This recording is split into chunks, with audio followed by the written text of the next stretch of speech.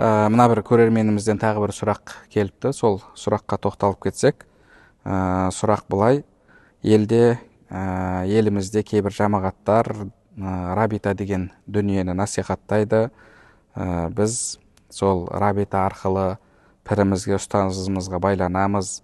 Алланы зікір еткен кезде сол ұстазымызды елестетеміз және соның суретін қалтамызға салып жүреміз деген осындай сөздерді айтады. Бұл қаншалықты дұрыс, осыған жауап берсеңіз депті. Бұл мәселеге мен жалпы алдында тоқталғанмын, алдында бұл мәселені айтқанмын. Жалпы рабита деген сөз бұл ұстазға байлану, ұстазды жақсы көру деген мағынада келеді. Бұл мағынада рабитада ешқандай, егер тек қана ұстазға байлану, ұстазды жақсы көру деген мақсатта пайдалансақ, онда дұрыс.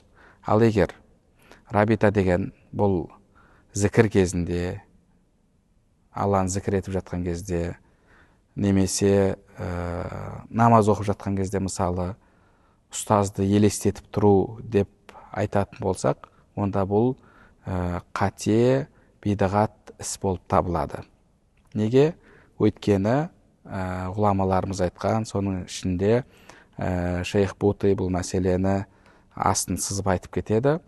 Егер сен Алланы зікір етіп отырған кезде, мысалы ла иляха иллаллах, ла иляха иллаллах, ла иляха иллаллах деп отырған кезде ұстазыңды елестетіп отыратын болсаң, онда уақыт өте келе Алла деген кезде сенің көз алдыңа әлгі ұстазың елестейтін болады деді. Мысалы қазір біз бір киноларды көреміз, тарихи киноларды. Ол кинолардағы әлгі тарихи тұлғаларды заманауи актерлар сомдаған. Қазір бізге сол тарихи тұлғаларды айтқан кезде көз алдымызға заманауи актерлар елестейді.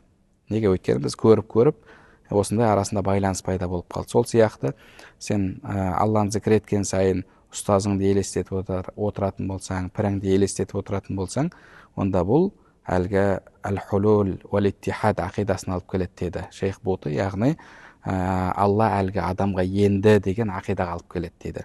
Алла деген кезде сен міндетті түрде өзің ұстазыңды елестететін боласың дейді. Бұл өте қауіпті дүние. Сол үшін бұл нәрсені практиковать ету, яғни бұл нәрсені пайдалану, қолдану дұрыс емес. Одан кейін жалпы пір мәселесіне қатысты, пір деген бұл ұстаз деген сөз.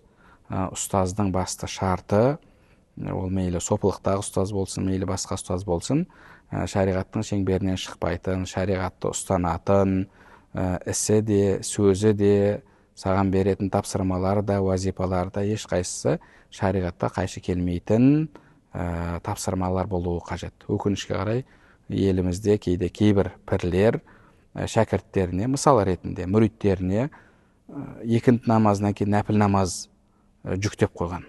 Екінті намазынан кейін нәпіл намаз оқу шариғатта макрух, яғни жек көрілген іс болып табылады. Қалайша сен шариғатқа қайшы келетін нәрсені уазипа етіп бекітіп бересің. Сол үшін де пір деген, ұстаз деген бұл шариғатты терең меңгерген, шариғаттың шеңберінен шықпайтын, Құдайдан қорқатын, жүрегі Құдайға байланған адам болуы қажет. Алла баршамызды адасудан сақтасын.